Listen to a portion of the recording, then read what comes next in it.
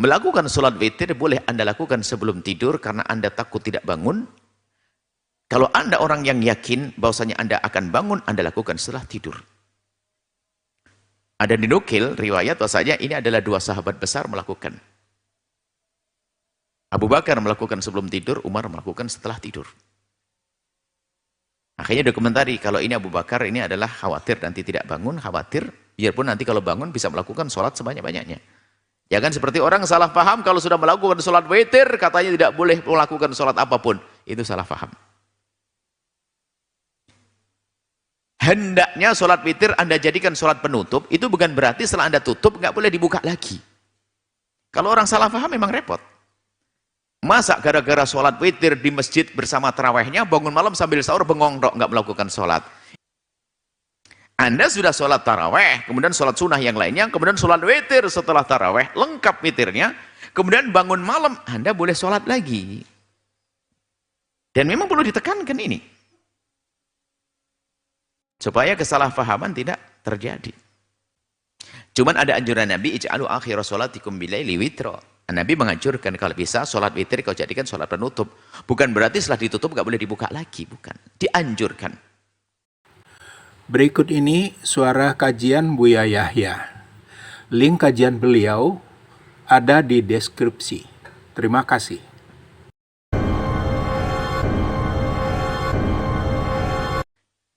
Yang akan datang perjalanan kita nanti setelah kematian, yang terjadi di balik kematian, dibangkitkan, digiring di padang mahsyar, lalu menuju surga. Yang kita sampai kepada awal kehidupan alam akhirat. Berarti setelah kita mengakhiri kehidupan dunia ini. Dan ini harus kita yakini. Beriman kepada hari akhir, termasuk rukun iman. Yang harus kita yakini adanya hari akhir itu hari setelah kehidupan di dunia ini. Mengimani kehidupan alam akhirat, mengimani adanya alam akhirat adalah termasuk pokok akidah. Yang tidak beriman keluar dari wilayah iman. Maka bagi siapa mengingkarinya akan dianggap keluar dari iman. Definisi alam akhirat itu apa sih? Alam akhirat, akhirat. Alam akhirat adalah alam kehidupan setelah alam dunia. Nanti pada akhirnya kita akan meninggalkan dunia ini. Seperti yang disebutkan pada pertemuan yang lalu, adanya kiamat. Kiamat dahsyat, kiamat kubro, yang didahului dengan tanda-tanda kiamat. Kemudian setelah itu ada kiamat, ditiupkan ruh, ditiupkan sangkakala yang pertama, semua yang bernyawa mati. Kemudian ditiupkan sangkakala yang kedua, dibangkitkan kembali. Kemudian saat itu kita tiba-tiba sudah berada di satu padang, bumi ini akan dirubah oleh Allah menjadi bumi yang putih, tidak ada tapal batas sehingga kita tidak tahu mana barat, mana timur, mana kiri, mana depan, mana belakang, semuanya sama. Mana yang sudah kita pijak dan mana yang belum. Sehingga manusia dalam kebingungan kecuali mereka orang-orang pilihan, orang-orang yang membawa dengan keimanan, dia akan dibimbing oleh imannya menuju jalan yang pasti yaitu surga Allah Subhanahu wa ta'ala. Dimulai dari ditiupnya sangkakala yang kedua. Sangkakala yang pertama, kita tidak mendengar sepertinya nanti. Karena sudah disebutkan dahsyatnya kiamat. Di saat gunung dihamburkan, laut dimuntahkan, bintang ke bintang diruntuhkan. Saat itu orang beriman sudah tidak ada lagi karena Allah sudah meniupkan angin segar masuk ke rumah-rumah orang yang beriman dan seketika itu mereka meninggal dunia. Sehingga dahsyatnya kiamat tidak ditemui oleh orang beriman. Tinggal orang-orang fas, orang-orang kafir dan seterusnya akan menemukan gonjang-ganjingnya dunia itu. Hingga ditiupkan sangkakala yang pertama mati semuanya, kemudian ditiupkan sangkakala yang kedua bangkit semuanya. Dengan melewatinya, nah ini sangkakala yang kedua. Dimulai dari ditiupnya sangkakala yang kedua saat semua manusia dibangkitkan kembali untuk menjalani perjalanan hidup yang lebih panjang. Di padang mahsyar jangan hanya dianggap sepintas. Bisa jadi lebih panjang daripada kisah perjalanan dunia, bukan kisah perjalanan kita, dunia. Jadi kisah di padang mahsyar panjang. Kalau disebutkan 50.000 tahun, satu hari di hari itu pun sangat berbeda. Jadi panjang sekali kehidupan di padang mahsyar. Tapi Anda tidak usah takut, asalkan Anda hari ini takut kepada Allah. Yang takut kepada Allah hari ini tidak akan takut di padang mahsyar nanti. Yang tidak takut kepada Allah hari ini akan ketakutan di saat berada di padang mahsyar.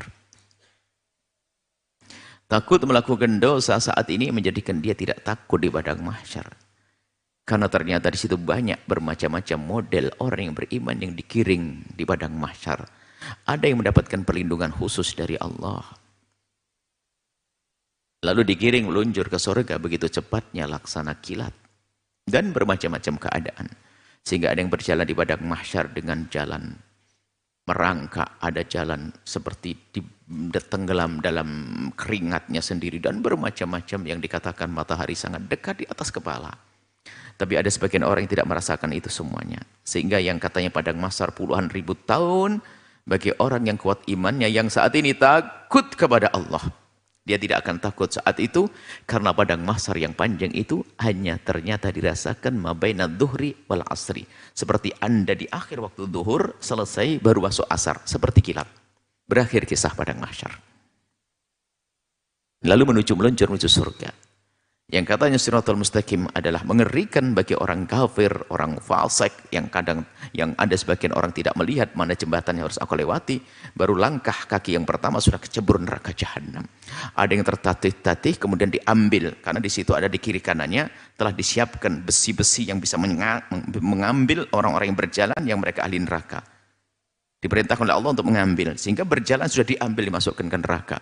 Tapi Anda yang di dunia punya rasa takut kepada Allah, takut yang haram. Kalaupun melakukan dosa, segera bertobat dengan serius. Tobatnya bukan nunggu dipukulin orang, tobatnya bukan dulu sakit, bukan tobat dari dasar kesadaran. Maka sungguh Allah Maha Pengampun, sehingga dosa-dosa yang pernah dilakukan di dunia tidak akan tampak lagi. Tapi tobat sejati dan tobat itu pribadi antara Anda dengan Allah. Yang tidak pernah menyesali dosanya tidak akan menemukan. Kalau yang tidak pernah menyesali dosanya akan menemukan dosa di tempat-tempat tersebut. Ayo, ini urusan pribadi kita dengan Allah. Bukan tobat kita kelihatan derai air mata di depan manusia. Akan tapi penyesalan Anda terhadap dosa. Dan itu tampak. Anda sendiri bisa menilai kalau saya tobat atau belum tobat. Jadi tobat kita bukan action di depan manusia. Oh, menangis-nangis, jerit-jerit. Aku tobat, aku kapok. Bukan itu. Tapi rasa penyesalanmu yang dalam itulah tobat. Penyesalan yang dalam akan dosa yang pernah dilakukan itu tobat. Dan itu yang menjadikan dosa yang pernah dilakukan seorang hamba tidak akan lagi tampak. Padang mahsyar bagi dia tidak merepotkan lagi. Dan jembatan Siratal Mustaqim pun tidak memberatkan. Mumpung masih ada nyawa di kandung badan kita, wahai hamba Allah. Selagi nyawa belum sampai tenggorokan, Allah akan menerima tobat kita. Innallaha yaqbalu taubatal abdi ma lam yughargir. Allah masih akan terima tobat seorang hamba selagi belum sekarat nyawa di tenggorokan. Hari ini kita masih segar bugar, maka jangan ragu untuk mohon ampun kepada Allah. Menghadaplah kepada Allah dalam setiap saat, khususnya di tengah malam, sepertiga akhir malam. Adukan kepada Allah akan dosa mata kita yang liar pandangannya. Tampak depan manusia soleh, tapi di saat di kamar sembunyi dia melihat yang tidak pantas. Ayo tobat kepada Allah. Itu yang merusak hati kita. Itu yang menggiring hawa nafsu kita untuk menjadi liar, melakukan dosa yang banyak. Kebiasaan mengambil sesuatu yang kecil hingga sehari mencuri, yang gede, korupsi. Bahkan mungkin dia tampak sebagai seorang ustadz tapi ngambil duit masjid dan seterusnya. Mungkin jadi pejabat kayaknya soleh banget, akan tapi ternyata begitu mudah mengambil duit negara. Dan seterusnya, berdagang kelihatannya orang baik, seorang Pak Haji, akan tapi dia berbohong dan seterusnya. Ayo, itu berangkat daripada dosa-dosa kecil yang kita lakukan, ngotori hati kita, sehingga hati kita gelap, tidak bisa melihat cahaya kebenaran, sehingga biarpun dia punya ilmu, dia melakukan keharaman. Sehingga banyak orang melakukan dosa, dia bingung, kenapa aku melakukan? Itu tidak serta-merta, telah banyak dosa yang pernah kita lakukan sebelumnya, cuma kita tidak menyadari. Makanya tidak menyadari dosa itu bahaya sekali. Menjadikan seorang akan terseret dalam dosa-dosa selanjutnya. Maka ayo kita semuanya bergegas menuju pengampunan Allah. yang maha pengampun dan maha pengasih. Kenapa masih nunda-nunda esok hari? Jangan-jangan esok bukan untuk kita, karena malaikat sudah menjemput kita di sore nanti. Semoga panjang umur semuanya. Tidak ada yang bisa menjamin hidup dalam 1 jam ke depan, hai hamba Allah. Semuanya di antara kita tidak ada yang bisa menjamin hidup sampai jam 1 jam ke depan. Ayo kita semuanya serius mohon ampun kepada Allah agar di padang mahsyar ini kita tidak ketakutan. Yang takut hari ini tidak akan takut saat itu. Yang tidak takut hari ini akan ketakutan saat itu. Sudah disebutkan tidak mustahil seorang hamba akan takut 2 kali. Tidak akan dibikin takut 2 kali oleh Allah. Selagi saat ini kita takut kepada Allah, saat itu tidak akan takut lagi. Dengan melewati penghitungan amal, timbangan, banyak prosesnya nanti perjalanan. Tapi bagi Anda orang baik yang punya amal banyak, kalau lagi nimbang amal seperti Anda nimbang emas Anda, oh banyak emasku di saat di dunia, 3 on, 5 on, senang. Atau lagi panen, timbangannya banyak. Bagi orang beramal, bagi orang baik, timbangan amal tidak menakutkan. Karena dia hanya akan melihat nikmat yang ditampakkan oleh Allah di padang mahsyar. Seperti Anda lagi diberitahu bahwasanya, Bu Haji, Pak Haji, panennya 5 ton. Tapi orang pendosa dia ketakutan dengan timbangan. Belum ditimbang sudah ketakutan. Belum ditimbang sudah ketakutan. Ternyata tampak timbangan amal buruknya lebih banyak. Saat itu pun dia sudah sedih di perjalanannya. Pembagian buku amal, ada yang tiba-tiba seperti Anda, menerima dengan tangan kanan Anda tersenyum. Anda bahagia akan menerima amal, menerima catatan amal, Anda ambil dengan tangan kanan. Tapi ada yang tidak bisa mengambil dengan tangan kanannya. Ternyata catatan amal mudah diambil dengan tangan kirinya, maka saat itu tidak akan gelisah, dia akan sedih sepanjang perjalanan di padang mahsyar. Karena tahu di mana tempatnya. Karena dia telah mengambil catatan amal dengan tangan kirinya.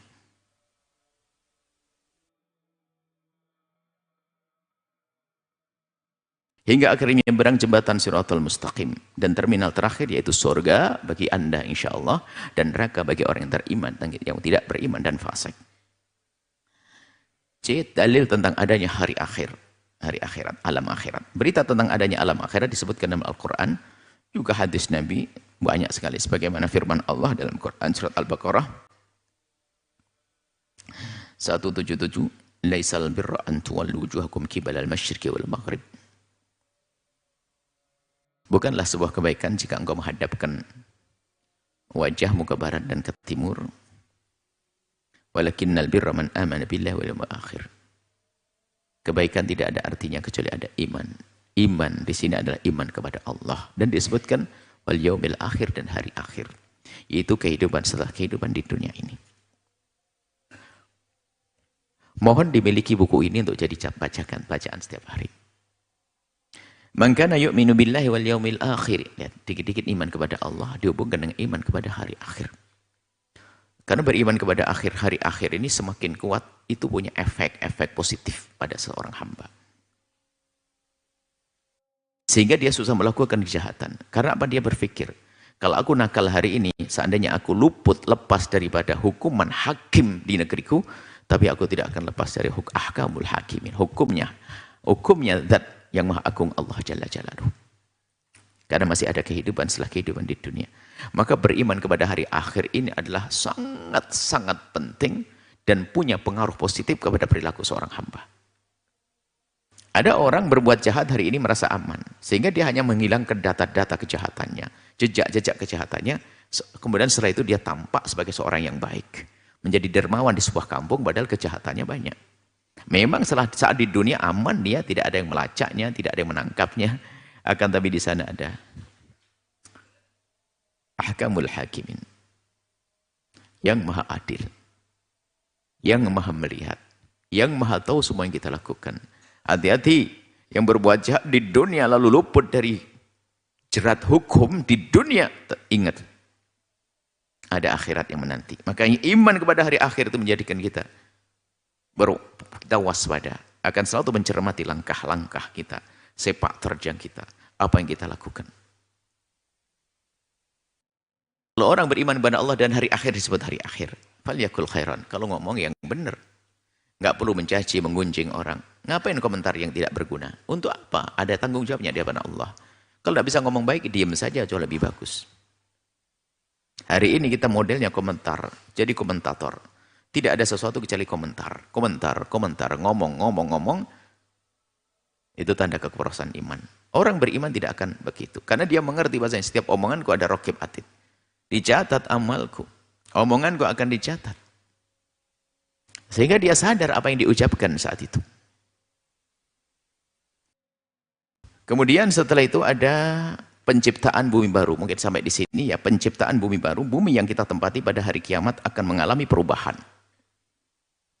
Seiring dengan berhamburnya gunung-gunung, jatuhnya bintang-bintang dan lainnya, setelah itu bumi kita akan dibentuk kembali dan berubah menjadi hamparan putih yang tidak bisa dikenali oleh siapapun karena semua tempat akan terasa sama. Enggak mengerti ini Majalengka, Indramayu, enggak ada sudah itu semuanya. Sudah dihancurkan itu tanda-tanda itu. Begitu dia langit akan berubah setelah jatuhnya bintang-bintang yang kemudian diganti dengan arsy Allah. Seperti disebutkan dalam Al-Quran, yauma tubaddalul ardu ghairal ardi wassamawatu wa barazu lillahil wahidil qahar. Yaitu hari ketika bumi diganti dengan bumi yang lain. Dan demikian pula langit. Maka manusia berkumpul di padang hamparan bumi tadi. Menghadap Allah yang Maha Esa, Allah yang Maha Perkasa. Sampai di sini insya Allah, baru kita lanjutkan nanti ngapain kita di situ. Kita mau kemana, bagaimana perjalanan kita. Insya Allah pertemuan yang akan datang. Wallahu a'lam bissawab. Kita kembali kepada kitab At-Targhib wa At-Tarhib. Kita sudah sampai kepada satu hadis Nabi. Kita sudah sampai ke hadis yang ke-146. An Abi Hurairah radhiyallahu ta'ala anhu. Dari Imam Abu Hurairah radhiyallahu ta'ala anhu. Beliau berkata, Ausani Khalili, telah berwasiat kepadaku, berpesan kepada Khalili, sahabat karibku, kekasihku, orang yang aku cintai, orang yang sangat dekat kepadaku. Siapa itu? Baginda Nabi SAW. Baginda Nabi berwasiat kepada Abu Hurairah. Abu Hurairah menyampaikan dan kalimat wasiat, berarti bukan sekedar berkata, bukan qala li Rasulillah. Bukan qala li Rasulullah, bukan Nabi berkata kepadaku, tapi berwasiat. Artinya ada penekanan untuk dikerjakan. Bisiyami thalathati ayyamin min kulli syahr. Kekasihku baginda Nabi Muhammad berwasiat kepadaku agar aku bisa puasa 3 hari di dalam sebulan. Jadi tidak ada 1 bulan berlalu kecuali aku sudah puasa 3 hari. Wa raka'atid duha, dan 2 rakaat duha. Wa an utira qabla an arguda, dan aku berwitir sebelum aku tidur. Muttafaqun alaih, hadis diriwayatkan Imam Bukhari dan Muslim. Akan kami jelentrehkan penjelasannya nanti. Wa fi riwayati Ibnu Huzaimah, adapun hadis riwayat Ibnu Huzaimah bunyi begini. Lastu bitariki hunna. Setelah aku mendapatkan wasiat, aku tidak pernah meninggalkan itu. Berarti Abu Hurairah mengamalkan amalan itu. Wa alla ad'a, dalam riwayat lain, wa alla ad'a, dan aku tidak meninggalkan raka'atid duha, 2 rakaat duha. Fa innaha salatul awwabin, sebab salat duha itu salat awwabin, salatnya orang-orang yang kembali kepada Allah. Di saat pagi dia bangkit untuk berurusan dengan dunia, ternyata setelah itu dihentikan sejenak untuk kembali kepada Allah, menghadap kepada Allah dengan 2 rakaat. Salat duha, makanya disebut salatul awwabin. Jadi salat awwabin adalah salat duha, biarpun nanti ada disebutkan sebagian ulama tentang salat awwabin yang dilakukan 2 sampai 6 rakaat setelah maghrib. Akan tapi yang pasti adalah awwabin salat duha di sini. Warwahu Muslim min hadithi Abi Darda nahwa al-awwali. Imam Muslim meriwayatkan seperti ini juga. Baik, kita jelaskan sedikit satu demi satu. Wasiat yang pertama adalah puasa 3 hari dalam 1 bulan. Anda bisa mengambil ini puasa-puasa yang dikukuhkan, puasa Senin Kamis, sudah cukup. Kalau ada yang bertanya, mana lebih bagus puasa? Kan ada nanti disebut puasa putih, puasa ini, dan sebagainya. Puasa 3 hari di sini tidak ditentukan. Bisa saja Anda menjadikan puasa Senin Kamis. Bahkan kalau Senin Kamis, Anda ambil menjadi 6 hari. Berarti lebih. Senin Kamis kali 3. 4 minggu. Berarti 8. Yang puasa Senin Kamis pasti mendapatkan puasa 3 hari dalam 1 bulan.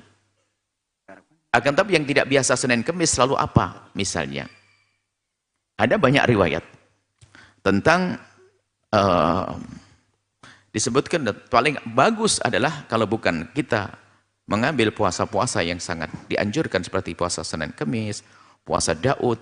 Kalau sudah puasa Daud pasti dapat puasa putih, puasa 3 hari.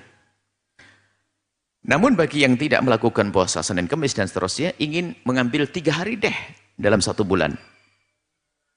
Maka 3 hari dalam 1 bulan itu bisa Anda mengambil awal bulan. Ana yusumu min ghurrati kulli syahrin. Sebab Nabi berpuasa di setiap awal bulan. Thalathata ayyamin 3 hari. Dalam satu riwayat. Imam Abu Dawud meriwayatkan satu hadis. Nabi berpuasa 3 hari di awal bulan. 1, 2, 3. Awal bulan. Jadi boleh ngambil 1, 2, 3.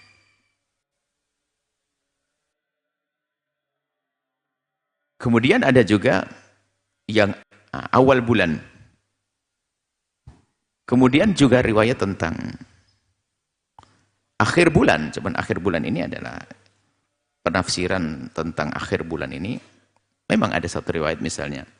Nabi menawari ama sumta saroro hadha syahr. Apakah kau tidak berpuasa di saror ini?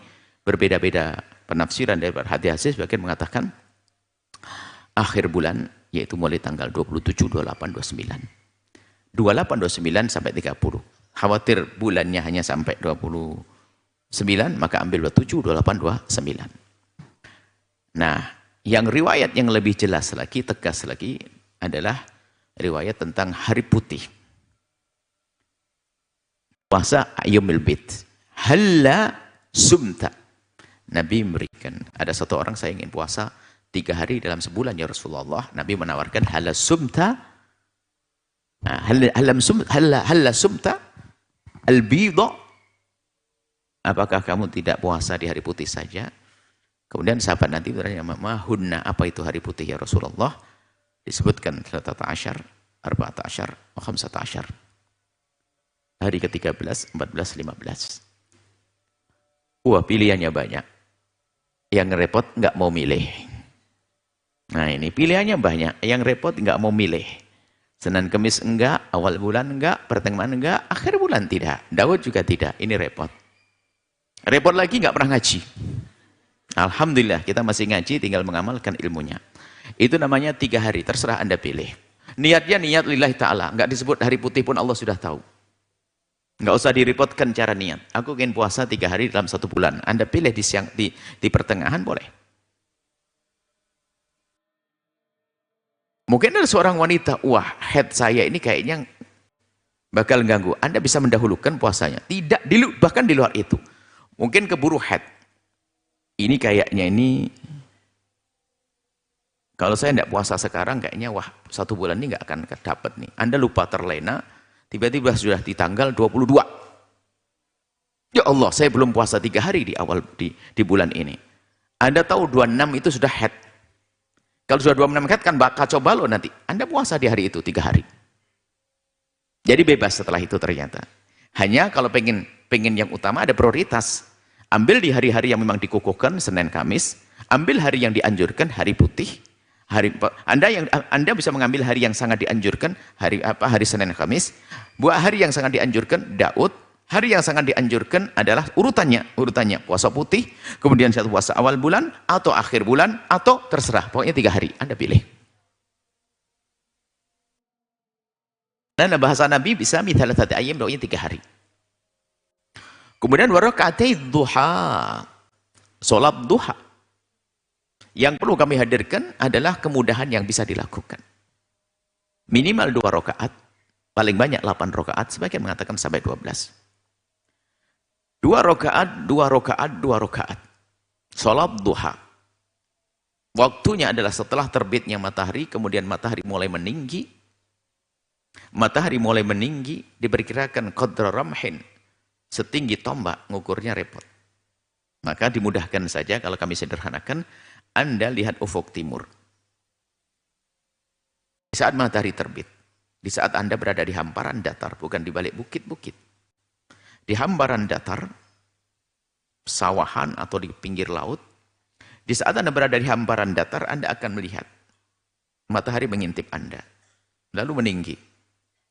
Di saat matahari meninggalkan landasannya, kemudian landasannya dengan matahari ada jeda, ada jarak, bisa Anda masukkan matahari terus ke dalamnya, maka itu sudah masuk waktu duha. Sederhananya begitu. Ukuran setinggi matahari, segede matahari Anda masukkan, perkiraan. Itulah masuk waktu duha. 10-15 menit kurang lebihnya. Itu waktu duha. Kapan berakhir waktu duha? Selagi belum istiwa. Sebelum tegak di atas kepala kita. Selagi masih ada, sebelum tergelincir, sebelum tegak di atas kepala kita, itu masih waktu duha. Minimal 2 rakaat. Dan ini sholat yang sangat-sangat dikukuhkan. Sangat-sangat dikukuhkan. Ya. Kalau bisa jangan hanya 2 rakaat. Kemudian di sana akan kami hubungkan dengan satu amalan sholat yang juga diamalkan sebagian orang supaya tidak salah paham tentang sholat isyraq. Apa sholat isyraq itu? Apakah ada sholat isyraq? Apakah sholat isyraq itu sholat duha itu sendiri? Bagaimana perkataan ulama? Sholat isyraq ada satu hadis Nabi. Tidak disebut sholat isyraq. Hanya kebetulan di situ adalah kalimat isyraq disebutkan. Man sholat fi masjid di jama'atin. Sampai siapa yang sholat di masjid dengan berjamaah. Fayaqudu fi musolahu, kemudian duduk di tempat sholatnya.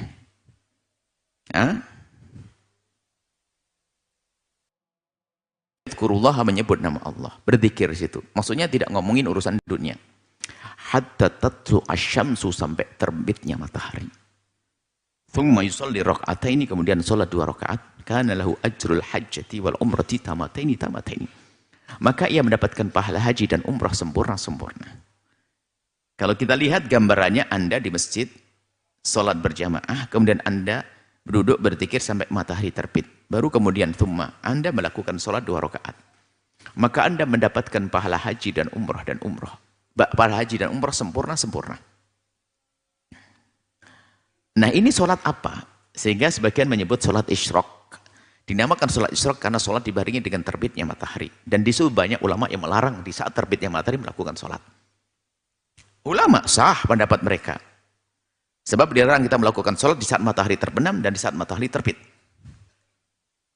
Di saat matahari terbenam, di saat matahari terbit tidak diperkenankan. Maksudnya tidak melakukan sholat. Ini sebagian ulama mengatakan semacam itu. Kan kita katakan sebagian ulama kita beberkan dulu ilmunya, Anda setelah itu baru faham. Akan tapi di sana ada sebagian ulama mengatakan sholat isyraq. Anda sholat di saat terbit matahari adalah sholat isyraq. Matahari terbit, Anda boleh melakukan sholat, disebut dengan sholat isyraq. Sebagian kecil ulama mengatakan sholat isyraq adalah saat terbit matahari, Anda langsung sholat 2 rakaat. Berarti ini bukan sholat duha. Menurut pendapat ini. Jadi Anda langsung untuk sholat isyraq, di saat terbit matahari, Anda sholat 2 rakaat. Bukan sholat duha. Tapi kebanyakan ulama mengatakan sholat isyraq itu adalah sholat duha. Nah ini, dan sepertinya lebih enak mengambil pendapat ini di saat Anda tidak bisa ngepasin waktu terbit matahari, supaya Anda mendapatkan pahala haji dan umrah. Misalnya Anda tidak sempat, kelewat dan sebagainya. Anda melakukan sholat duha supaya mendapatkan pahala haji dan umrah. Jadi sholat isyraq menurut banyak ulama adalah ya sholat duha itu sendiri, yang disebut dengan sholat awabin. Lalu bagaimana Anda memilih? Anda boleh pilih. Cuman di saat Anda memilih sholat isyraq itu bukan sholat duha, ini harus diwaspadai. Di saat Anda memilih pendapat yang mengatakan sholat isyraq itu bukan sholat duha, yang harus Anda waspadai, jangan sampai Anda melakukan sholat isyraq, kemudian Anda tidak duhaan. Nah ini, sebab duhaan lebih gede pahalanya. Berarti kalau Anda mengambil 2, hebat.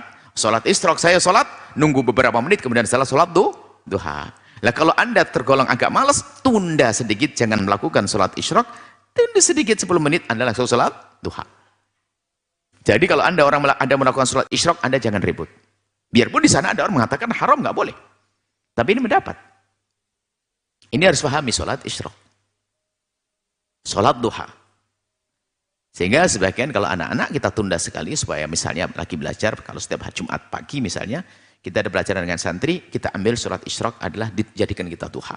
Tunggu sejenak, kemudian melakukan sholat duha. Baik. Kemudian, bagi yang mungkin dalam keadaan sibuk, sibuk itu bukan pura-pura sibuk.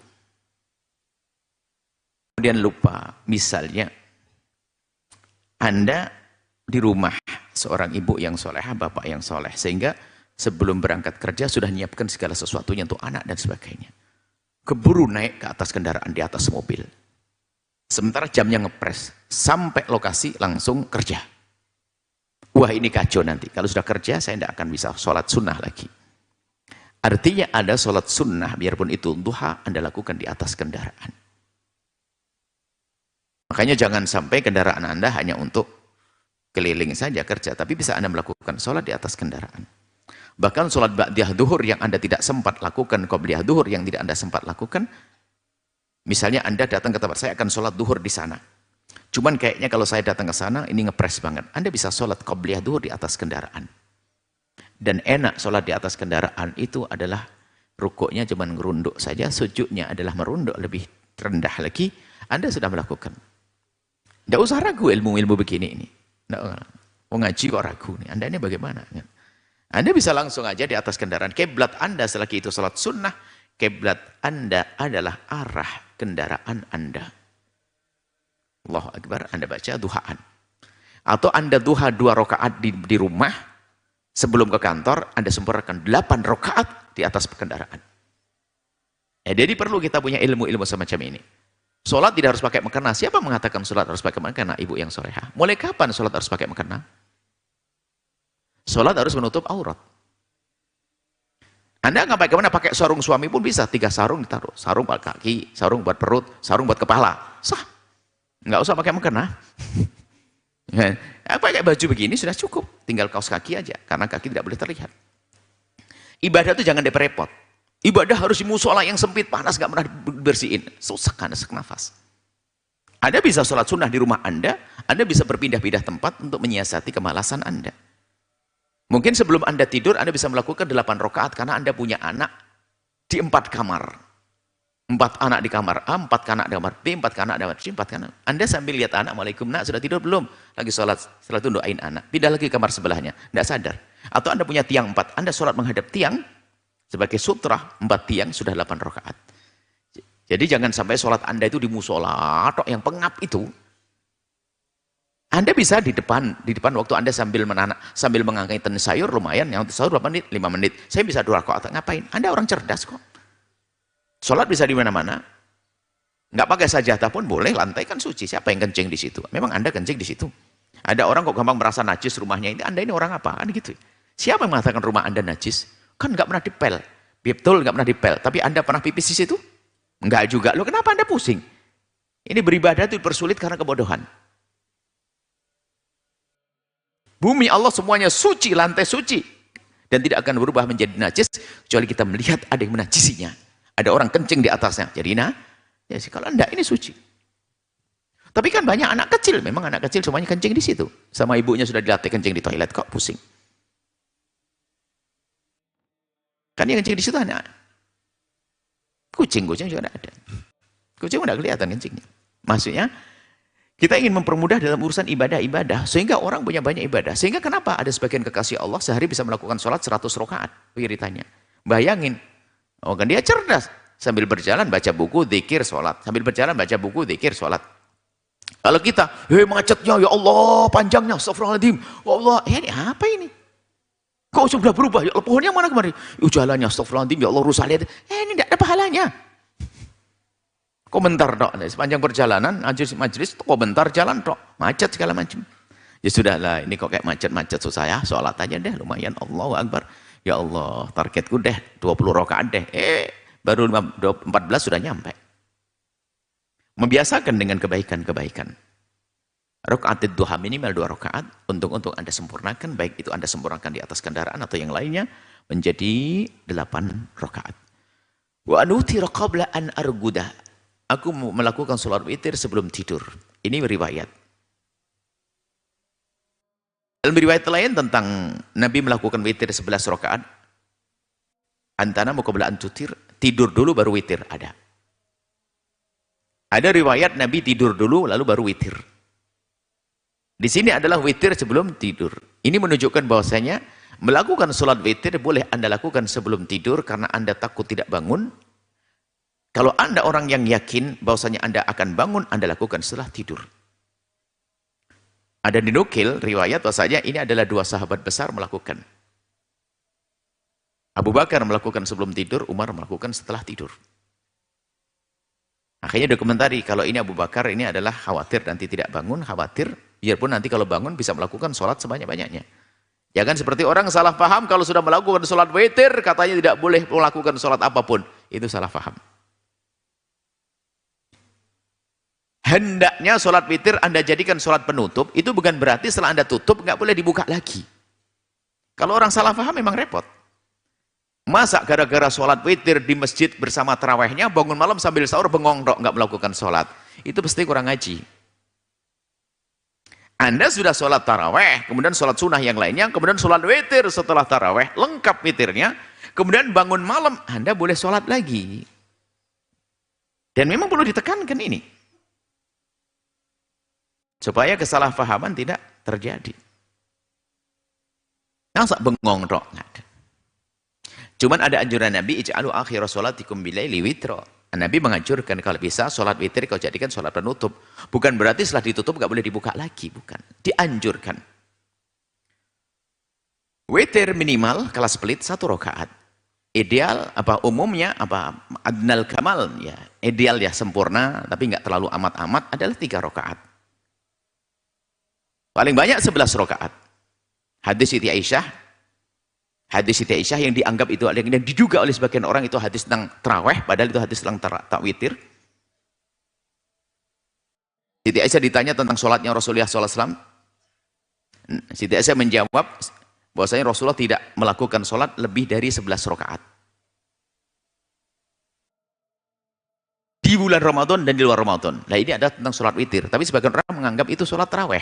Jadi taraweh 8 plus 3. Padahal itu sholat witir. Dari siyak, dari kisah itu adalah tentang sholat witir. Nabi, kebiasaan Nabi, paling banyak Nabi melakukan witir adalah 11 rakaat. Tapi Nabi juga pernah melakukan witir 1 rakaat. Menunjukkan bahasanya bilangan witir minimal 1, paling banyak 11 rakaat.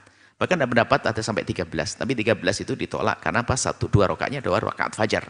Jadi oke 11, selesai. Tidak usah ribut tentang 11 sama 13. Mengujung sholatnya cuma 3 rakaat aja kok ngomong 11. Ini kan ribet banget Anda ini. Nah, ini. Saya teringat suatu ketika masalah sholat duha. Meributkan tentang sholat duha paling banyak berapa. Di depan seorang guru mulia adalah Dr. Ali Tohar Rayyan, seorang alim madhab maliki dari Mesir. Ngajar kita. Itu diskusi. 8 rakaat sampai 12 rakaat. 8 rakaat, 12 rakaat. Beliau sambil tersenyum, ya ibni wahai anakku, ente mendapatkan antara sholat duha 8 dan 12. Sekarang aku tanya, ente berapa rakaat sholatnya? 2. 2 ngeributkan 8 sama 12. Ya ada apa-apa dah. Jadi, dan waktu witir adalah setelah Anda melakukan sholat isya. Setelah melakukan sholat isya, bukan setelah isya, Anda salah paham. Setelah melakukan sholat isya. Bisa saja setelah maghrib itu. Anda usah bingung. Wah bingung ya. Anda sholat bepergian, musafir. Sholat maghribnya jamak sama isya. Habis sholat isya di waktu maghrib, Anda boleh witir. Baik. Selesai. Yang penting Anda mengamalkannya. Bukan cerita ini. Ini bukan dongeng. Jadi nanti pulang sambil duhaan yang kurang-kurang tadi. Dan juga kalau Anda kita menghimbau untuk membiasakan mobilnya adalah untuk melakukan ibadah. Bukan melakukan keharaman. Kalau orang mikirkan ibadah di dalam mobilnya, apakah mungkin dia melakukan keharaman? Akan nonton yang enggak-enggak, apalagi dengan orang lain. Dengan orang yang tidak boleh dengannya? Mungkin tidak. Tidak mungkin. Melakukan keharaman di dalam mobil? Tidak mungkin. Karena dia menjaga wudhu. Bisakah disentuh laki-laki kalau Anda perempuan? Ya enggak mungkin. Anda menjaga wudhu. Karena jauh kepada Allah terjadi kehinaan. Nah ini kan perlu kita biasakan hal-hal yang baik. Anda datang ke atas kendaraan dengan mengambil air wudhu. Anda berniat barangkali bisa sholat. Mustahil dia melakukan keharaman. Akan begitu. Maka kita mudahkan. Duduk di atas kendaraan Anda. Sepanjang perjalanan, Masya Allah. Jangan menjadi orang yang terlena. Bengong saja sudah salah. Ya enggak? Apalagi melakukan yang haram. Bengong saja salah. Apalagi nonton yang enggak. Apalagi dengan orang yang haram dengannya. Berpegangan tangan dan sebagainya. Hari ini kan bisa saja. Na'udzubillah.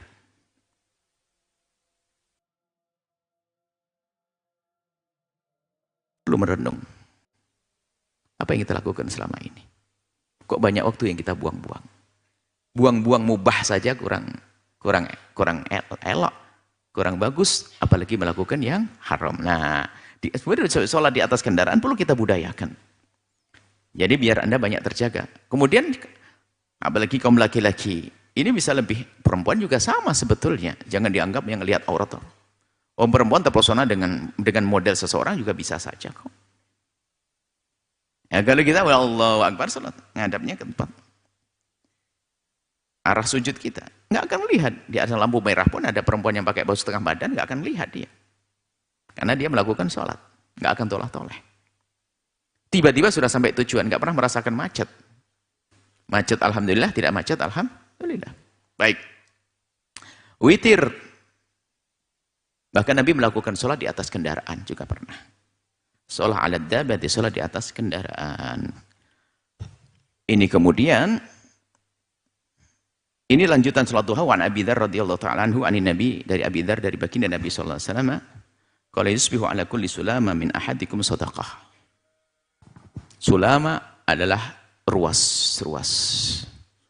Kurang lebihnya dihitung 360 ruas dalam tubuh kita. Anda harus sadari bahwasanya setiap ruas itu nikmat besar. Kalau Anda tidak yakin, jari Anda nggak bisa dibekokkan, Anda gimana garuk? Satu orang itu kesleo, ini kan di tangannya digip, garuknya bingung. Subhanallah, nikmat yang garuk dengan tangan dibengkokkan begini. Allah, ini perlu disyukuri, sedekah. Perlu dizakatin, sedekah. Perlu zakatin. Anda nggak bisa gini jalan gimana? Anda merenung hari ini. Makanya disebut ini untuk merenung ini. Semua ruas-ruas tulang Anda ini. Mungkin ada tulang yang begini terus, tapi yang lain masih bisa. Berarti tentu ada yang disyukuri, ya enggak? Perlu dizakati. Sedekah itu zakat. Zakat bukan zakat harta. Zakat karunia.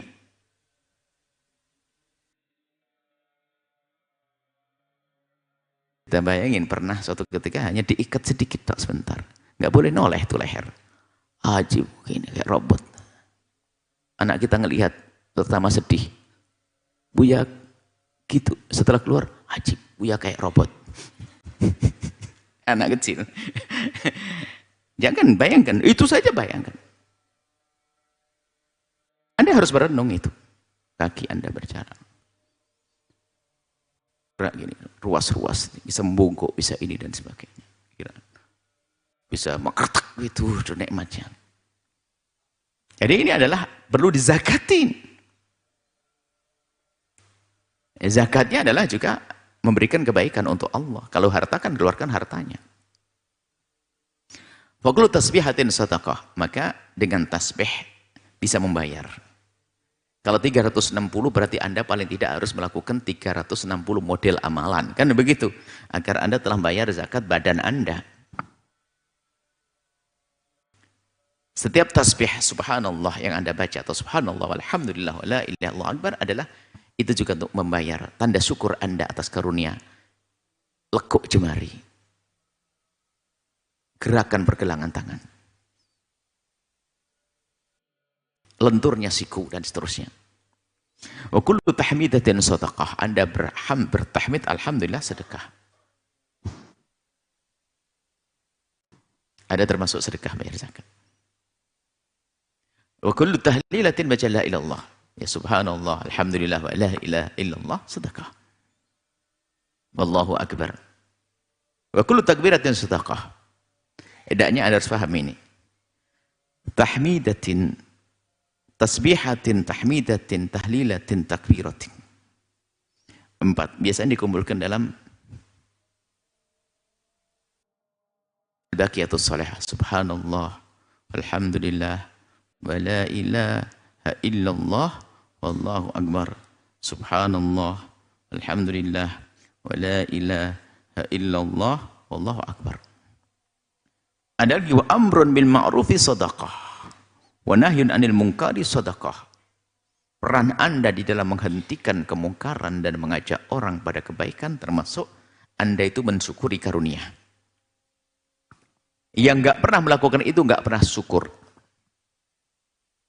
Kalau enggak syukur dituntut nanti. Lalu digunakan untuk apa jemari? Untuk maksiat. Wah, ini bahaya. Wa tujzi'u min dzalika rak'ataini yarka'uhuma minad duha.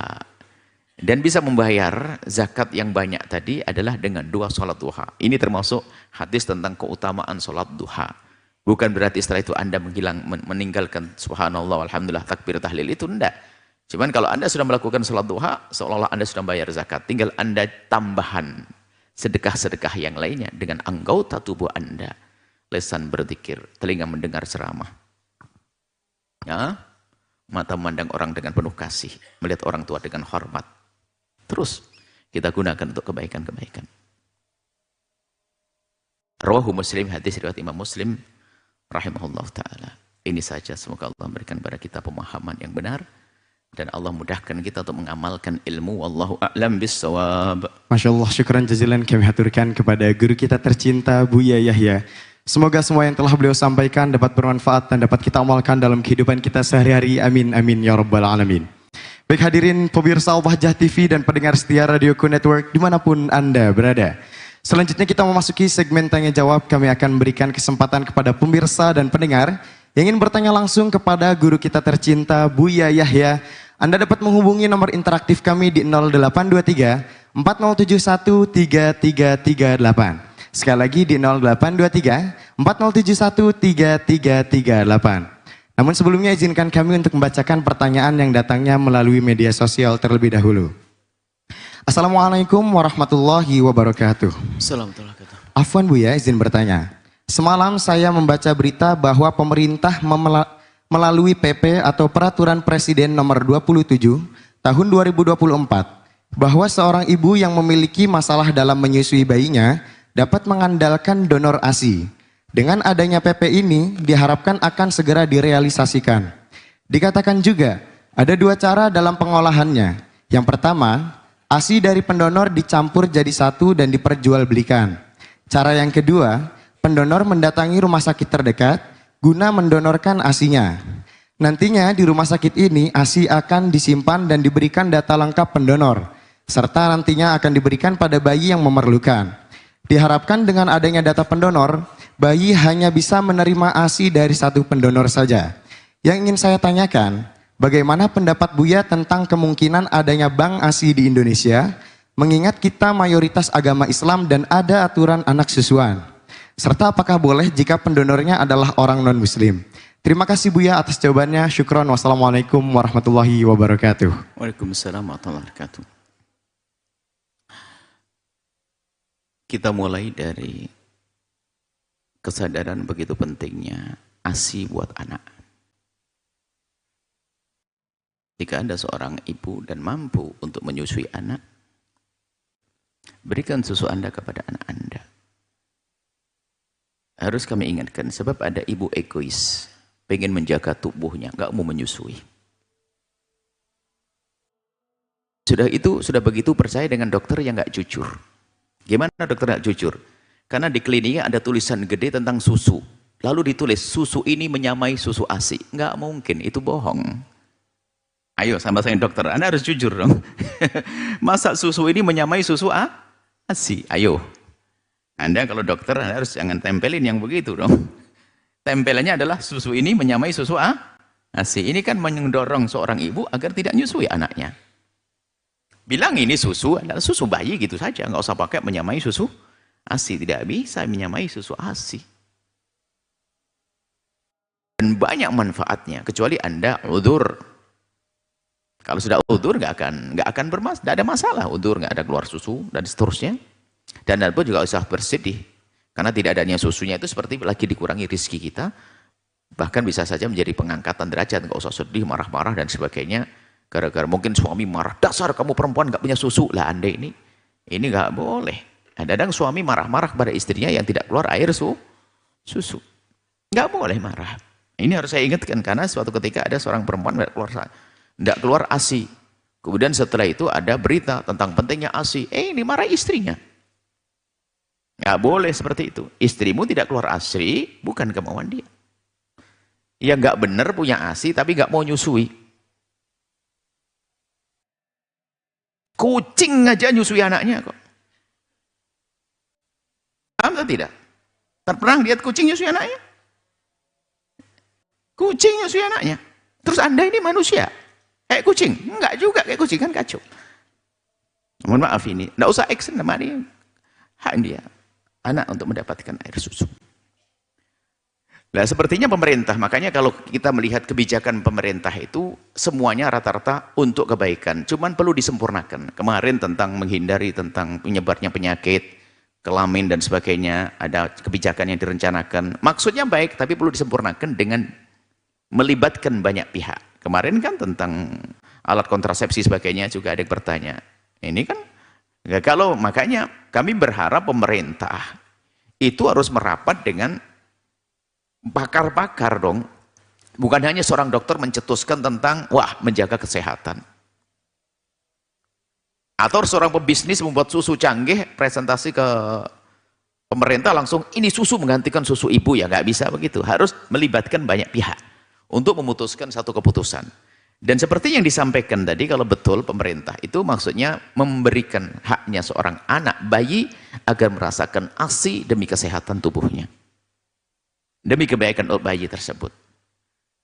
Kemudian dihimbau kepada ibu-ibu yang lebih ASInya supaya tidak dibuang-buang, akan tapi bisa saja diberikan kepada orang lain menolong.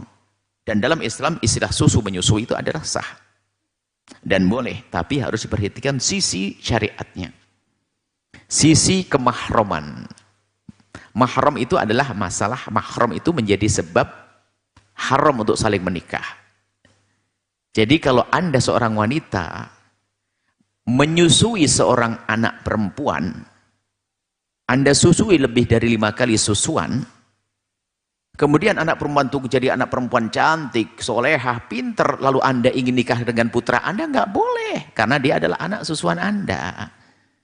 Ini sisi mau diperhatikan. Maka kalau seandainya kami usulkan, bagus jika pemerintah memperhatikan sisi ini, akan tapi jangan sampai menjadi pincang, lalu ibu-ibu pada malas nyusui, hanya mengandalkan bank, repotin suami lagi, bank susu, bank ASI.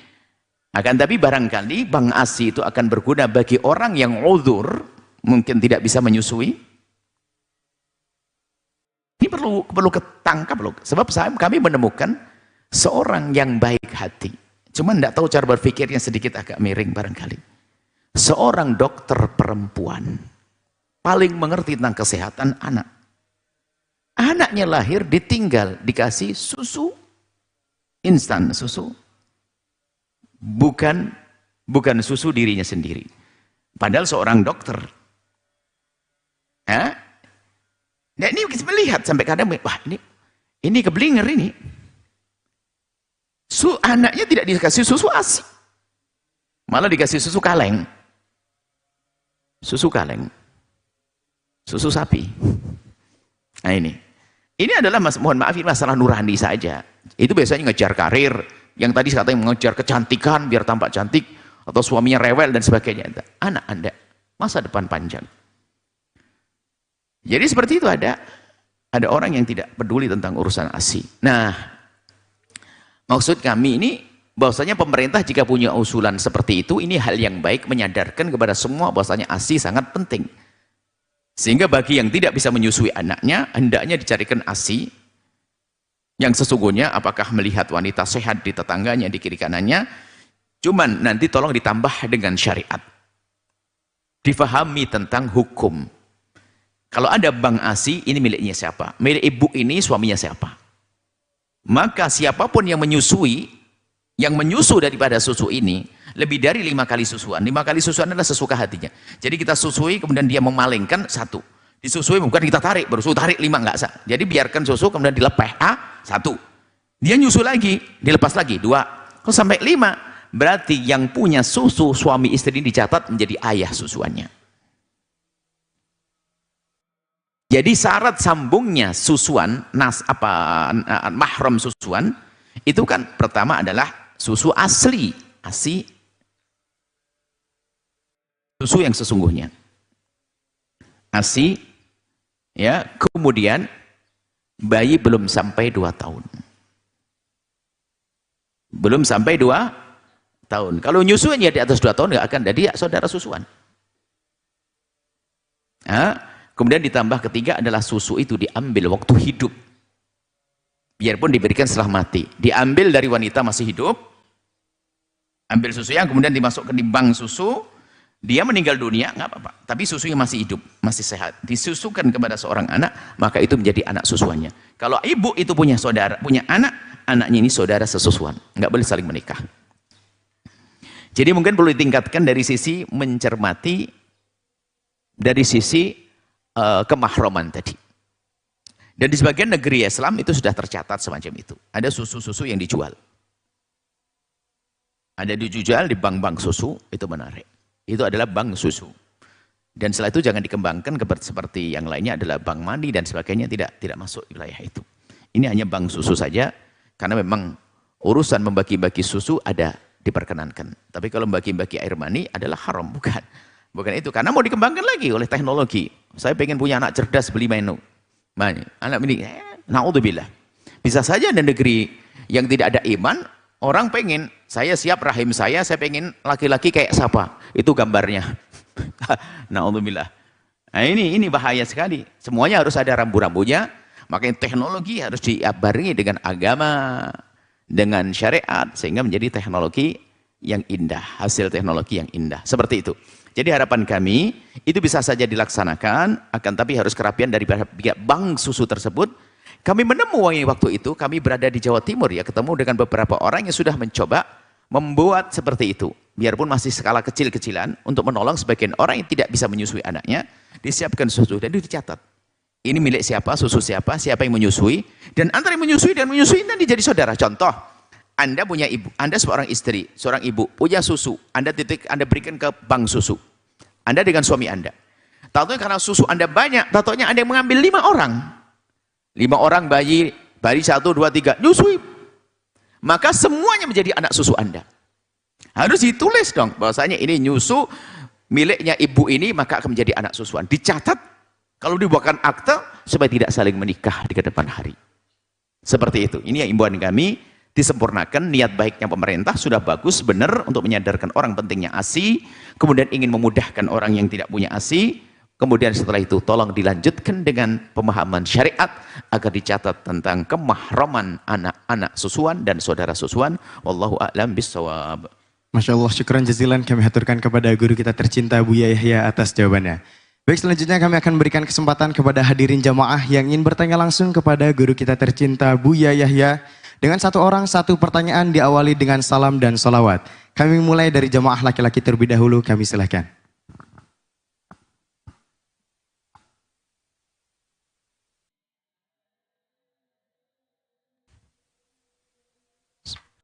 Bismillahirrahmanirrahim.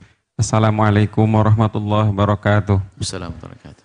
Allahumma shalli ala Sayyidina Muhammad wa ala ali Sayyidina Muhammad. Mohon bertanya Buya tentang sholat witir yang 3 rakaat dalam 1 niat. Assalamualaikum warahmatullahi wabarakatuh. Assalamualaikum warahmatullahi wabarakatuh. Sholat witir boleh Anda lakukan 2, 2, 2, 2, 2, 1, 11 rakaat. Kalau 3 rakaat boleh Anda lakukan 2 plus 1. Boleh. Bisa juga Anda melakukan 11 rakaat langsung, tapi tahiyatnya hanya terakhir tok. Cuman dijamin, kalau Anda sholat witir 11 rakaat dalam 1 salaman, dijamin bingung. Saya pernah nyoba stres ini rakaat yang berapa ini? Nah, betul, coba pasti bingung. Nah, ini berdiri lagi, waduh stres. Tapi Nabi menganjurkan sholatul laili matna, sholat malam hendaknya 2, 2. Sholat tarawih pun 2-2. Riwayat yang mengatakan ada 4 itu dijagi 2, tetap 2-2. Karena Nabi sudah bersabda, sholatul laili matna-matna. Kalau Nabi melakukan 6 rakaat di malam hari, ya dibagi 2-2, matna-matna. Lah adapun sholat witir, kalau Anda ingin melakukan sholat witir dengan 3 rakaat langsung, tentunya lebih bagus 2-1. Karena apa? Ada tambahan amal. Salamnya juga tambah, tasyahudnya juga tambah. Kan begitu?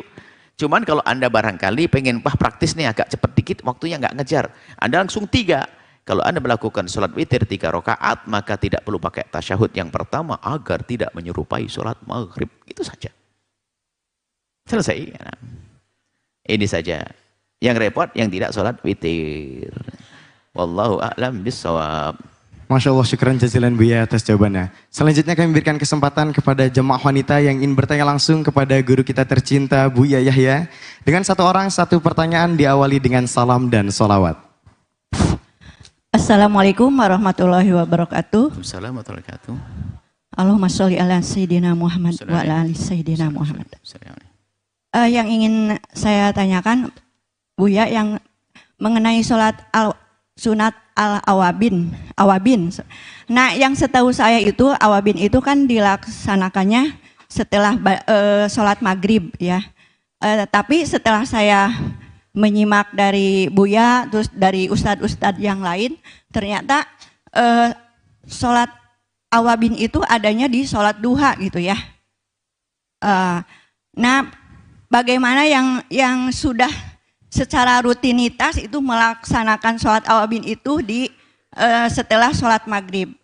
Terus pertanyaan yang kedua yaitu sholat suruk itu, sholat isyrok itu kan dilakukan kalau kita itu sholat subuhnya berjamaah di masjid. Bagaimana dengan perempuan yang sholatnya di rumah, apa itu boleh melaksanakan sholat suruk atau tidak gitu? Karena saya juga mendengar dari ustadz yang lain katanya ada boleh juga perempuan melaksanakan sholat sunat suruk di rumah gitu. Mungkin itu pertanyaannya. Terima kasih. Wassalamualaikum warahmatullahi wabarakatuh. Waalaikumsalam warahmatullahi wabarakatuh. Yang pertama, apa tadi? Awabin. Tadi kalau ibu yang solehah menyimak apa yang kami sampaikan, tentu kami singgung sedikit tadi, bahwa sebagian ulama menyebut sholat awabin adalah dilakukan setelah sholat maghrib. Ada kami singgung. Cuman tidak kami bahas dengan detail tadi. Hanya sholat duha disebut langsung oleh Nabi sholatul awabin. Jadi memang ada, sholat awabin adalah sholat yang dilakukan antara maghrib dengan isya. Dimulai di 2 sampai 6 rakaat. Dimulai dari 2 dan 6 rakaat. Selain daripada ba'diyah maghrib. Selain daripada qabliyah isya. Diberi nama awabin ini adalah awab, orang kembali. Maksudnya itu sholatnya orang yang ingin kembali kepada Allah dengan menghidupkan antara maghrib dengan isya. Bukan nonton sinetron, bukan main handphone. Makanya awabin, orang kembali kepada Allah. Yang sudah Anda lakukan, lanjutkan. Awabin. Ayo. Cuman yang perlu Anda perhatikan, kalau Anda berani melakukan sholat awabin yang itu, tapi jangan sampai meninggalkan awabin yang ini. Karena awabin duha itu lebih gede pahalanya daripada awabin Anda tadi. Cuman awabin Anda itu punya pahala besar juga. Anda menghidupkan antara maghrib dengan isya, jangan diputus. Dan begitu ulama menyebutkan itu juga sholat awabin, maksudnya sholatnya orang yang rindu untuk kembali kepada Allah, sehingga disebut sholatul awab. Awab itu dia orang kembali, awab, ayib, awabin, orang-orang yang kembali kepada Allah. Tidak usah diputus ibu yang salehah, lanjutkan kebiasaan itu. Ya, jadi Anda mendengar itu para ulama di saat menjelaskan sholat duha disebut awabin, bukan menafikan sholat awabin itu. Ini hanya menjelaskan bahasanya sholat duha disebut juga sholat awabin. Adapun sholat yang itu tetap saja disebut sholat awabin, sholatnya orang yang kembali kepada Allah Subhanahu wa ta'ala. Adapun ibu-ibu yang di rumah, misalnya melakukan sholat di rumah, nunggu sampai isyraq, oh boleh dong. Kan tidak semua wanita bisa sholat di masjid, dan tidak semua masjid terhormat untuk perempuan. Masjidnya kecil, laki-laki penuh, perempuan akan desel di situ, tambah dosa. Ibu lebih baik sholat di rumah. Di rumah melakukan sholat di rumah, kemudian setelah itu ya sambil berzikir dan sebagainya. Kalau mungkin ada yang dikerjakan apa saja sebenarnya nyapu, tapi banyak zikir. Dan kemudian setelah itu di saat terbit matahari Anda melakukan sholat 2 rakaat namanya isyraq. Kalau Anda memang nggak punya waktu banyak, Anda tunda sedikit 10-15 menit, langsung duha saja, nggak pakai isyraq seperti yang kami sebutkan tadi. Wallahu a'lam bissawab. Allah, syukran jazilan Buya atas jawabannya. Baik Buya, telah masuk satu penelpon, mari kita sapa terlebih dahulu. Assalamualaikum. Waalaikumsalam warahmatullahi wabarakatuh. Assalamualaikum. Mari kita berselawatnya terlebih dahulu. Allahumma sholli ala sayyidina Muhammad wa ala ali sayyidina Muhammad. Allahumma sholli wa sallim barik alaihi. Dengan siapa dan dari mana? Dengan hamba Allah di Palembang. Masya Allah. Baik, Ibu bisa bertanya langsung kepada guru kita tercinta, Buya Yahya. Ini ada titipan pertanyaan, Buya. Dulu saat saya mengalami gangguan kejiwaan, saya pernah berkata, kebunku milik si B, entah saya niat atau tidak saya lupa. Sebentar, gimana? Apakah kebunku milik si B, entah saya niat atau lupa, entah saya niat atau tidak saya lupa, Buya. Apakah kebun itu berpindah pemilik atau tidak? Karena saya takut-takut kebun itu berpindah pemilik, jadi saya membeli kebun itu. Namun sebelum saya membeli kebun itu, saya pernah memanen kebun itu, Buya. Uang yang saya pakai untuk membayar kebun itu adalah hasil dari kebun yang saya berikan ke orang itu. Akhirnya saya mengembalikan lagi kebun itu, lalu saya beli kembali dengan uang halal. Orang itu berkata, seandainya saya pernah memanen kebun itu dan memakai uangnya untuk membayar kebun yang kemarin itu, dia mengikhlaskan saya. Apakah halal bagi saya kebun itu, Buya? Ini selanjutnya, Baik. dulu saya pernah Baik. Ada cukup? Baik, ini Bu, cukup hampir satu menyerupai, pertanyaan. Buya, cuman ada sedikit perbedaan. Gimana coba? Ayo. Masih tentang kebunku milik si B ini, Buya, tapi entah berpindah atau tidak, masih saya ragu-ragu atau lupa. Kemudian si B mengembalikan kembali kebun itu kepada saya. Namun sebelum kebun itu dikembalikan ke saya pernah memanen kebun itu juga. Namun si B ini berkata jika saya pernah memanen kebun itu, dia mengikhlaskan saya. Apakah halal bagi saya hasil panen itu? Baik. Cukup itu aja, Buya. Iya, Buya. Baik. Salam. Ikrar, Ya. kalau betul ikrar tentang sesuatu dan ikrar tidak bisa ditarik kembali. Misalnya ini adalah milik dia. Anda ikrar. Sesuatu yang selama ini Anda miliki lalu Anda katakan, Anda ikrar, Anda akui. Karena ikrar seperti cerai. Nggak bisa. Lalu ditarik lagi. Oh batal, nggak bisa. Selagi Anda ikrar. Cuman ada ikrar itu pengakuan. Bahwasanya, oh ini miliknya dia. Tapi ada bukan ikrar sesungguhnya. Mungkin dalam irama pinjem. Ini mobil siapa ini? Maksudnya kita punya pinjem mobil 5. Anak-anak ngambil si fulan, ini Susat ini ngambil ini. Ini milik siapa ini? Padahal bukan milik sesungguhnya, hanya maksudnya yang bertanggung jawab siapa. Jadi di siaknya itu, maksudnya dari irama ceritanya itu apa. Kalau dalam irama saya memastikan tanah ini miliknya si Ahmad, si Ali, Zain, ini milikmu pada dari kita. Jadi langsung ikrar, jadi miliknya. Maka kita perlu kembali meninjau waktu Anda ngomong begitu dalam irama apa. Dalam irama apa? Anda ingin ngomong itu apakah Anda memang pertama itu tanah milik Anda, kemudian Anda ikrarkan bahwasanya itu miliknya teman Anda, atau tanahnya orang lain Anda katakan miliknya orang, ya ada urusannya. Tanahnya orang, Anda akui orang, ini milikmu. Siapa Anda kok bisa tiba-tiba mengakui ini miliknya si B? Jadi seperti itu. Kita tidak tahu apa yang Anda sampaikan. Anda tidak usah masuk dalam ragu-ragu deh, kayaknya Anda ini waktu apakah Anda ingin memberi? Lah itu kalau memang Anda terlintas sebelumnya ingin memberikan tanah kepada seseorang, lalu Anda kan tanah ini miliknya dia, yaitu ikrar dari diri Anda bahwasanya tanah itu miliknya dia. Kemudian rupanya tanah itu belum Anda lunasi barangkali seperti itu. Kemudian belum Anda lunasi, lalu Anda lunasi dari penghasilan tersebut. Ya. Tinggal Anda ngomong saja kepada orang tersebut, minta maaf. Setelah saya berikan tanah ini kepada Anda, kan sebetulnya belum beres. Cuman akhirnya saya bayarin dengan hasil ini. Tolong maafin saya. Selesai, tinggal begitu. Wong tanah juga jadi miliknya mereka kok. Tinggal Anda minta maaf. Tidak ada dosa setelah itu. Kemudian yang kedua, Anda mengatakan sepertinya Anda banyak tanah. Yuk bangun pondok aja dengan kami nanti. Banyak tanah dibagi-bagi tadi. Mungkin Anda berkata bahwasanya tanah ini miliknya dia. Kemudian Anda mengambil memakannya. Kalau memang sudah Anda berikan tanah kepada seseorang, ikrar. Cuman tadi sudah perkataan, saya tidak sadar, tidak terlalu ingat. Oh, gak boleh dong. Memberi kok tidak ingat. Harus. Anda kalau mengingat betul Anda telah memberikan tanah itu kepada si B, maka kemudian Anda masih makan makan dari tanah tersebut, ya tinggal minta ikhlas, minta ridho, karena Anda telah makan miliknya orang lain. Kalau mereka tidak ikhlas, maka Anda harus menggantinya. Harus selagi Anda memakan miliknya orang, maka Anda harus menggantinya. Kalau tidak mau menggantinya, harus diridhoi oleh orang tersebut. Sederhana seperti itu. Nah, insya Allah. Kemudian setelah itu, ya, Anda akan sedang berbagi. Berbagilah ke tempat yang jelas, yang baik, ya, untuk kemajuan umat, untuk pengembangan dakwah dan seterusnya, atau untuk orang yang sangat membutuhkan, fakir miskin dan seterusnya. Itu saja. Wallahu a'lam bishawab. Masya Allah, syukuran jazilan Buya atas jawabannya.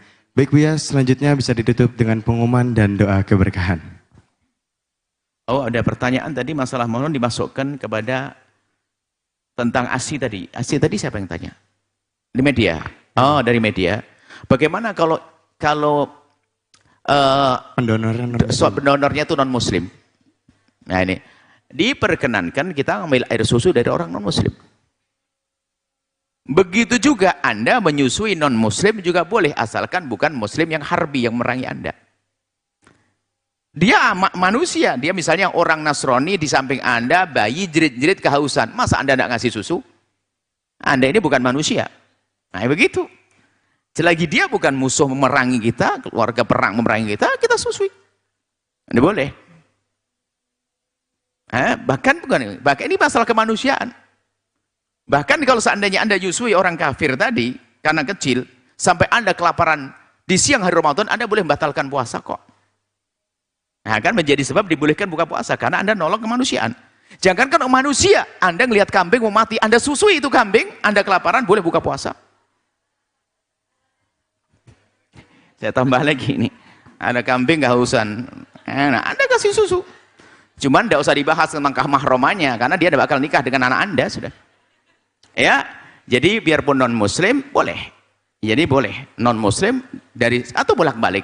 Dengan catatan memang kalau kita memberi susu kepada non muslim, asalkan dia bukan orang yang memerangi kita. Nah, orang yang memerangi kita. Seperti itu. Ini saja, semoga Allah memberikan pemahaman yang benar. Allah a'lam bishawab. Masya Allah, syukuran jazilan Buya atas jawabannya. Baik Buya, telah masuk kembali satu penelpon, mari kita sapa terlebih dahulu. Assalamualaikum. Waalaikumsalam warahmatullahi wabarakatuh. Baik Bapak, kita bersalawat terlebih dahulu. Allahumma salli ala Sayyidina Muhammad wa ala ali Sayyidina wa maulana Muhammad. Allahumma salli berkali. Dengan siapa dan dari mana? Saya Hamiri dari Sampang, Madura, sekarang berada di Malaysia. Masya Allah. Baik Bapak, bisa bertanya langsung kepada guru kita tercinta Buya Yahya. Assalamualaikum Buya. Assalamualaikum warahmatullahi wabarakatuh. Allahumma salli ala Sayyidina Muhammad wa ala ali Sayyidina wa maulana Muhammad. Di Malaysia saya ada alumni Buya Yahya. Ya, alumni itu mengadakan haul dan Maulidur Rasul di setiap tahun, sudah berlangsung selama 9 tahun Buya. Dan kita mengadakan mengadakan haul dan Maulidur Rasul itu kita alumni mengadakan sumbangan. Setelah mengadakan sumbangan di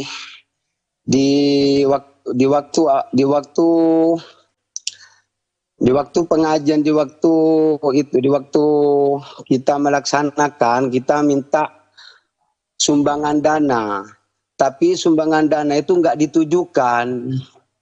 Setelah sumbangan dana itu terkumpul,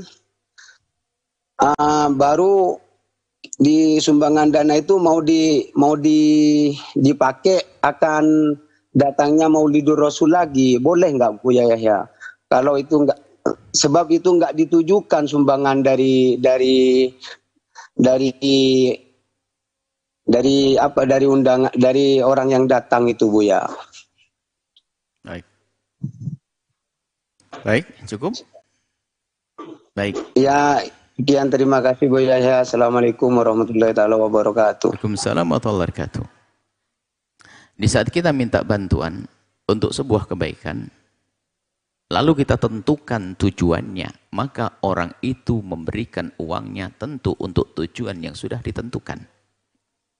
maka kita pun tidak boleh mengalihkan kepada tujuan tertentu. Karena itu termasuk bagian syarat. Dia memberi syaratnya, diberikan untuk itu. Kalau misalnya kita memberikan, saya akan memberikan bantuan tapi hanya untuk kaum tertentu, maka yang lain nggak boleh. Misalnya bantuan untuk maulid, maka tidak boleh setelah itu untuk bangun gedung, kecuali kemarin waktu itu. Ini gedung maulid. Di samping itu gedung maulid.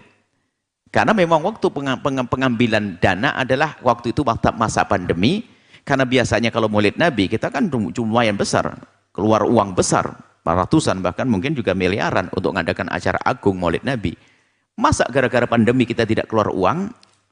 Sehingga waktu itu sudah kita suarakan yang ingin membantu, yang ingin berjuang untuk mengadakan maulid, maka nanti dana lebih atau setelahnya akan digunakan untuk bangunan gedung. Jadi sudah disebutkan di situ.